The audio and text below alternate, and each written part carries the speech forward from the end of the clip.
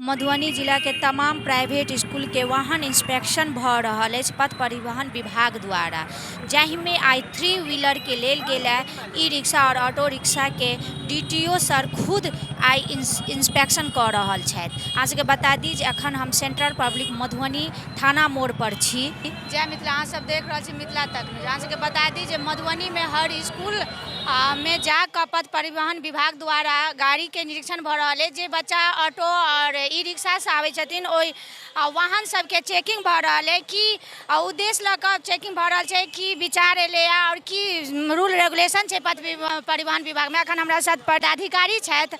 Sir, की आई कथी के चेकिंग भ रहल छै हर स्कूल में ई रिक्शा और ऑटो रिक्शा? आज ऑटो रिक्शा और ई रिक्शा में मेनली 3 व्हीलर्स के द्वारा जो बच्चे ढोए जाते हैं स्कूल में, उसको सुरक्षित बनाने के लिए आज जांच अभियान चलाया जा रहा है, ताकि ये जो सुरक्षित बाल परिवहन को सुनिश्चित किया जा सके और विद्यालय परिवहन की व्यवस्था को और चाक चौबंद किया जा सके। सर, ई रिक्शा जे 3 व्हीलर से बच्चा आवे छथिन स्कूल पर, ओकर कोनो रूल रेगुलेशन हेतै या 3 व्हीलर से नहीं आयल जेतै?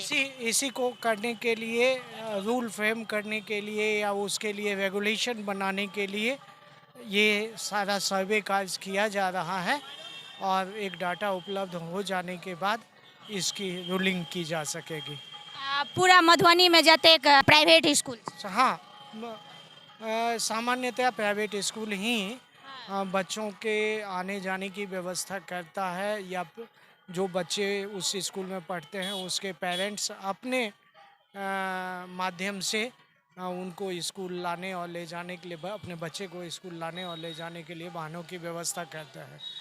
तो इसी बात की सर्वे चल रही है कि उसमें स्कूल पे प्रबंधन की कोई जिम्मेवारी अभी तक है या नहीं। यदि नहीं है तो फिर उन्हें कैसे उनके और इन ये तिपहिया चालकों के बीच एक अनुबंध के तहत उसे एक सुरक्षित परिचालन नीति का अनुपालन करवाया जा सके। पथ परिवहन विभाग द्वारा निरीक्षण भ रहल है प्राइवेट जतेक मधुबनी में स्कूल है। जय मिथिला, जय मैथिली, धन्यवाद।